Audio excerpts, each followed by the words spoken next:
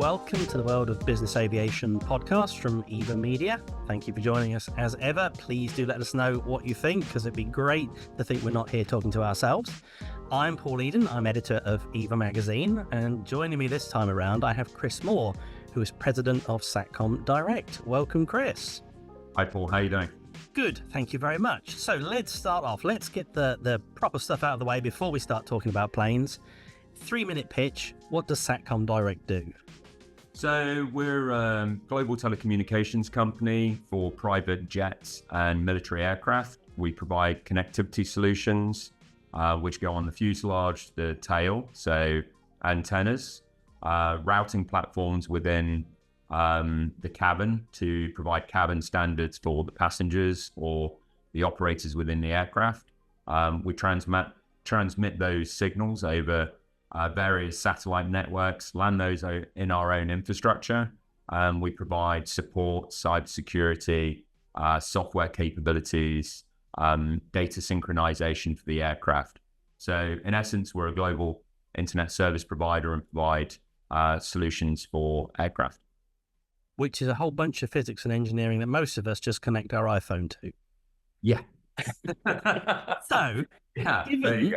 Given that that's a bunch of engineering and physics, to me that is kind of mind-blowingly big. That's quite a hard thing to get a sort of handle on. But your career seems to have been entirely about this kind of technology, communications, all that kind of thing. How does someone get into that in the first place and then stick with it? So probably a lot of blind luck, to be honest with you. It's a really great industry to be in, but I started my career off in traditional telecommunications, ground infrastructure, routers, Cisco, that kind of thing. And then I ended up working for a company called Inmarsat, based out of London, which got bought by Viasat a few years ago. Yep. I worked there for around 9 years, and then that's how really I got into the satellite space. And it was a rather busy time because I joined there in 2003, and then it was right at the kind of the invasion of Iraq happened. Obviously Afghanistan. It was just after a couple of years after 9/11, and they needed people who had my type of background, coming from a telecommunications infrastructure point of view, only on the fact that they were going from like more of a circuit switched, so voice communications based business, some data, but not broadband data. And then they launched Fleet Broadband, BGAN for ground, and then Swift Broadband, which was a very, successful product still in service today. Yeah. And then I started my career off there, and then I ended up meeting the owner of Satcom Direct through that process, and then kind of went into Satcom Direct and joined here in end of 2012. So kind of my career summary there for you. But aviation's always been a great joy of mine, and even from childhood. So it's a great privilege to work in it, and I really enjoy the satellite communications aspect. So very, very, very lucky. So you and I are aviation enthusiasts, admitted absolute enthusiasts. And normally, we have spoken many times in the past, normally we get told off for not talking about the things that we're supposed to be talking about. So this is our chance to do that. But I had a little sneaky peek at your LinkedIn profile, and it says you went to the University of Lincoln, which is 90 minutes up the road from me. It's near the big RF stations at Waddington and Scampton. Scampton famous for the Red Arrows, now Waddington. And I just wonder, did that sort of fuel your aviation enthusiasm, being there in Lincolnshire in the middle of all that military aviation? Yeah, actually what really started me off in aviation, my grandfather worked for Rolls-Royce, and he was part of the Concorde program. Wow. So he helped, he was on the team around the Pegasus engine. Right. Concorde. And I remember him taking me to a Rolls-Royce factory when I was a kid and saw engines being put together, and what small child wouldn't enjoy that? Yeah. And that was pretty amazing. And then I actually applied to go into the RAF when I was 18, and unfortunately I enjoyed rugby too much and put my knee on the wrong side of my leg, so that kind of ended that. So yeah, that really ended that. So Right. yeah, but Lincoln was a great place to be. But yeah, Cranfield, managed to get there a few times, and the Air Force in the UK has always been proud tradition, and they do an amazing job.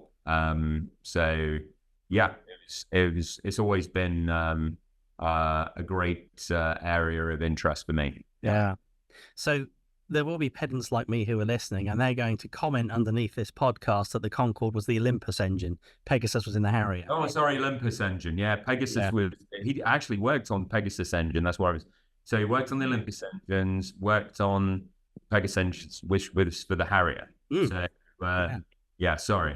It's clearly early morning here. I need to. Everybody can stop doing the podcast thing and correcting me. I'm sure I'll get a lot of things wrong, but yeah, he worked on those. So for a different part of his career, but yeah, he loved aircraft and worked in it all his career. So yeah, really interesting person. So for you now, how does that enthusiasm manifest itself? Are you a person who reads aviation magazines, goes to air shows, just likes the airliner when you go flying? I mean, no, well, I fly. So I got to the US. I moved over in 2017, and you can try and learn to fly in the UK. But one couple of things: the weather is always, and the expense. It's really expensive. Right. So yeah, moving over here in 2017, I took the opportunity. The company actually sponsors people who want to learn how to fly, which is absolutely fantastic. Yeah. I think we put well over 25, 30 people through that program. Wow. So I took the opportunity. I always wanted to do it. Learned to fly, got my pilot's license. Then I did my instrument rating, and then I did my commercial license as well. Oh, right. So yeah, I'm very fortunate in the US because of the airspace and the accessibility. And then I'm very, very lucky. I own half a plane with a friend at work as well. So I get to fly quite a lot. I don't read so many flying magazines, but very fortunate. I get to fly the aircraft on a pretty regular basis with my family, and yeah, go exploring parts of the US. It's kind of fun. Nice. And you've got to tell us, what do you fly? So I fly Cirrus SR-22. So it's the one with the parachutes. So Is that relevant? well, to persuade my wife to get on board the plane, I was just kind of yeah. Well, it actually, the appeal of it was the parachute system. Right, only on the fact, if you've got your family on board, I often fly, my kids, my wife, the dog, and yeah, you just don't, God forbid, you train for all of those things, but the pressure of having those guys, the most important things in your life, in the plane with you, it seemed like a really good, safe option. And Cirrus have done a really, really good job with that safety system. I mean, it saved, I think, again, we'll get some podcasts. I'm sure somebody knows the exact number, but yeah, I think it's well over 100, 150 lives. It's maybe even 200 now, but it's really saved a lot of people. So that's kind of what attracted me towards that aircraft. Yeah, this is the parachute system that punches through the roof of the cabin, and the whole plane comes down on a parachute. Yeah. But I wouldn't like to try it, but in theory, yeah, you've got kind of the fuselage towards the tail section. There's a rocket system, and then that punches, like I said, the fuselage is composite, and it punches through. Parachute deploys. And you can do that around safely 2,000 feet, but it tells me when I take off 600 feet that it's available. I wouldn't like to try it at 600 feet. No. It seems a little low to me. But yeah, it really does give you kind of a sense of, at least you've got that in the back of your mind that God forbid, had an engine issue, then you've got that safety blanket. And what about learning to fly itself? So I've not flown an airplane. I should never fly an airplane because it would be a disaster, but I've had many mishaps in simulators. I'm sure that's not the case. Yeah. No, it absolutely is. It's I find it completely overwhelming. So what was the process of learning to fly the plane? Was it something you just took in your stride, or was it quite tough? No, actually, I think, it's like anything. If you try and do it, it was a good lesson in life that you should try and test yourself on a regular basis. So I learned to fly, I was 40. So it Right. was kind of, it kind of, I was more concerned, exactly like you're saying, is like coordination, Mm. 40 years old. Okay. Um, it's not like doing it in your 20s. So, Sure. but really, really good flight school. And the nice thing is, with being at Satcom Direct, loads of pilots here. We've got professional pilots who been in the Air Force, and instructors, and just everybody was very encouraging. I was fortunate enough to pick it up reasonably quickly. I've flown a little bit in my earlier days in the Air Cadets. It's a bit more different than flying a chipmunk, but Yes. but I think the basic fundamentals were still there a little bit, and I had a very patient instructor who put up with me for a while. But yeah, I managed to get through it. Yeah. I've flown in the back of a chipmunk a couple of times, and the thing I remember was stepping in. The pilot said, "Oh, watch where you put your feet. There's no floor," and there is no floor. You can see all of the control runs and the gubbins. Just Yeah, it's good. petrifying. Yeah, it's well, yeah, it's a lot of those older aircraft. When you think of it, they're pretty amazing, right? You get the old planes. I've been fortunate enough to get into a couple of the older ones, and then Right. you get in, and then you actually, it's pretty amazing, the cable systems, and Mm. just the way they're put together. But great plane. I mean, it's been a great trainer. I Yeah, no, mean, absolutely. still flying today. When you work it out, it's pretty amazing. A lot of people have learned the basics in that aircraft, and you don't Yeah. really need much more than what's in it. No, I It's suppose true. Yeah, and actually that's where I learned more. I did my tail wheel endorsement, so Oh, yeah. yeah, a few years ago, and it's all kind of stick and rudder flying, Mm. and you know, and you do kind of spin training and that kind of stuff, but you're in those older planes doing the tail dragger planes, and it's exactly the same. You got two seats, some controls, and the cables are running down your side. I remember the instructor saying, please, because I'm a big guy, I'm kind of like 6'2", and unfortunately built like a barn door, so getting in and out of small planes is not put it this way, if anybody has a camera and they want good fun, just take a photo of me trying to get in and out of a plane. It's kind of amusing. But you've got all these cables, like you're saying, everywhere. You just kind of like, you don't want to get tangled up and cause a problem. But it all kind of works out. It's good. Yeah. Yeah. So you say you've flown in some older planes, you've done your tail dragger qualification. We need to know what sorts of planes, of course. Well, a friend of mine owns a Citabria, so like, they've been around for a while. And then managed to fly in an Otter. That was pretty cool, up in Canada. Yeah. What else have I flown? It sounds like, but I've managed to fly Spitfire, so which was really cool in the UK. With the Heritage Hangar guys in Biggin Hill, who do an amazing job. Yeah. Those people are really, fantastic people down there, really very passionate about what they do.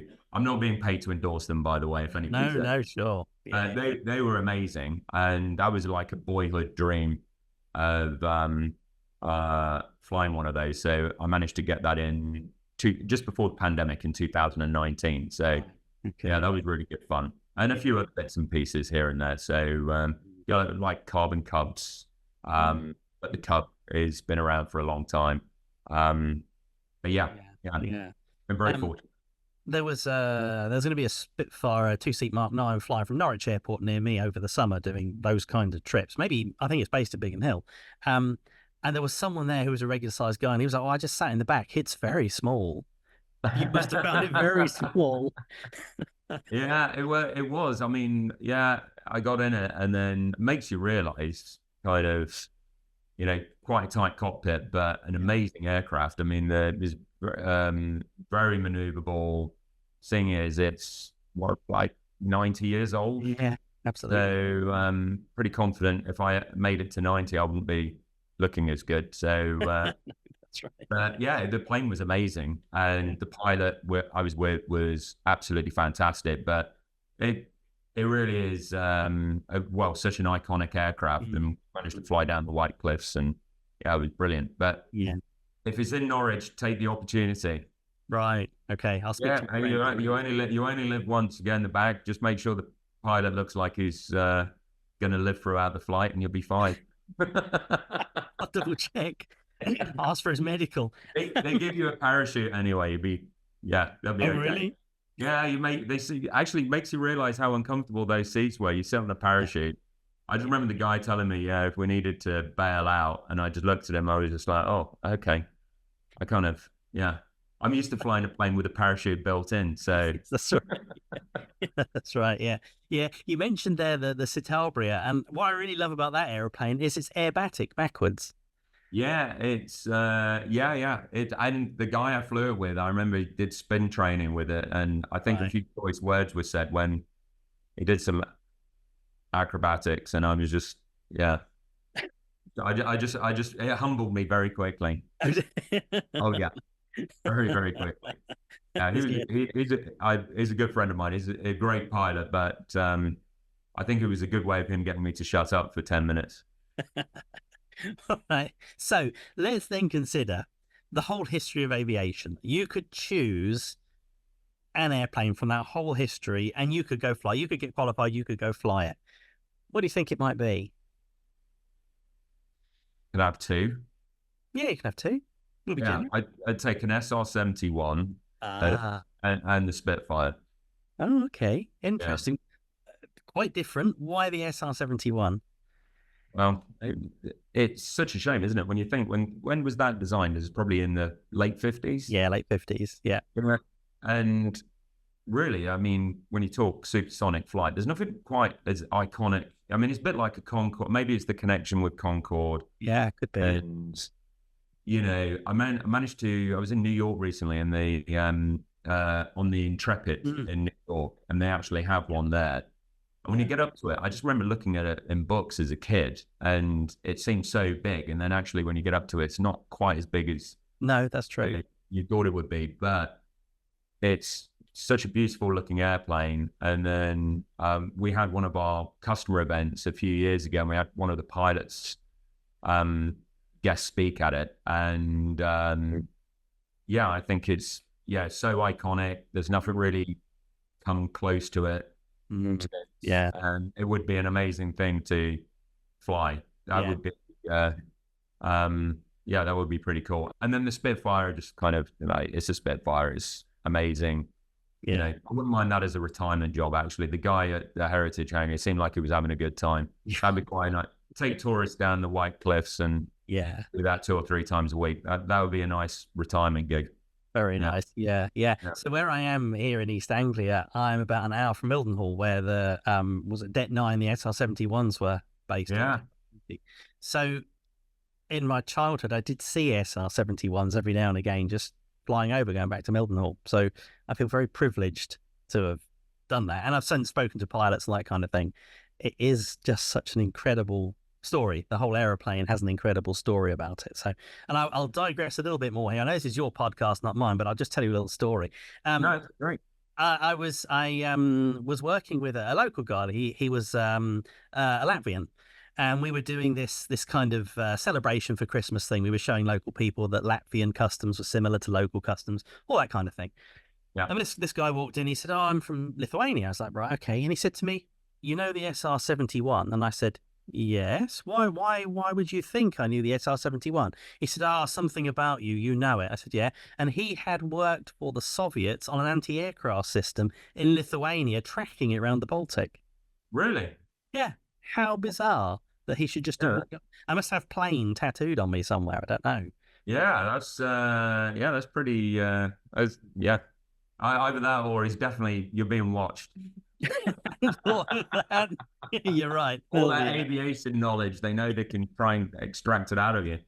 Well, yeah, I mean, amazingly, nobody shot one down, and I, hear all stories about it. But Mm. I think, yeah, they might have tried tracking it. I don't think they had anything quick enough to catch it. So No, no, again, it was. such an amazing plane, right? You know, you look Yeah, at the engines and yeah, yeah, you know what Lockheed did with it. You know, yeah, that whole team which built that plane. When you look at modern business now, when anybody's ever doing, you know, a project quickly, trying to be innovative, they always reference Skunk Works yeah, on how they did that.